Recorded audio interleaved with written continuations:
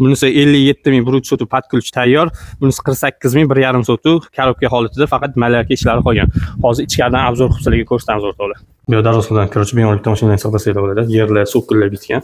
Asosiy binomiz shu ish orqali kiriladi. Hozir ko'rsatib o'tamiz. Kirishimiz bilan birinchi xol kutib oladi o'rtoqlar. Uyimiz 4 xona, bitta xol, bitta oshxonadan iborat. Birinchi xonamiz mehmonxona joylashgan, korpuslar, remontlari bitgan, tayyor. To'pli pollar qilingan, radiatorlar ilingan. Bu yerda ayollarimiz yoqtirgan oshxona joylashgan. Va bu yerda bizning 3 ta yotoqxonamiz bor. Bitta ko'rsatib o'tamiz. Bu yerda birinchi yotoqxonamiz. Va bu yerda o'ng qo'limizda sanuzel joylashgan. Sanuzel ham bitgan. Va bu yerda chap qo'limizda ikkinchi yotoqxonamiz. Va bu yerda oxirida 3-yotoqxonamiz. Bu yotoqxonadan orqa hovliga chiqib ketsa bo'ladi.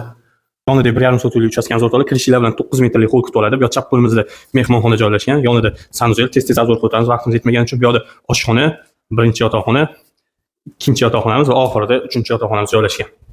Uyimizni ko'rdinglar. Manzilga kelsak, Toshkent tumani Kelesskop teridan o'tganda Navoiy idorasida joylashgan, ikkita yonma-yon qurilgan, tayyor bitgani 57.000, korobka holati 48.000 deyilyapti. Korobkaning ham faqat malyarka ishlari qolgan. Tepasida kelib gaplashsak, kelishda beramiz deyapti o'rtoqlar. Pastda uy egalarining nomerini qoldiramiz. Bemalol telefon aloqaga chiqsanglar bo'ladi.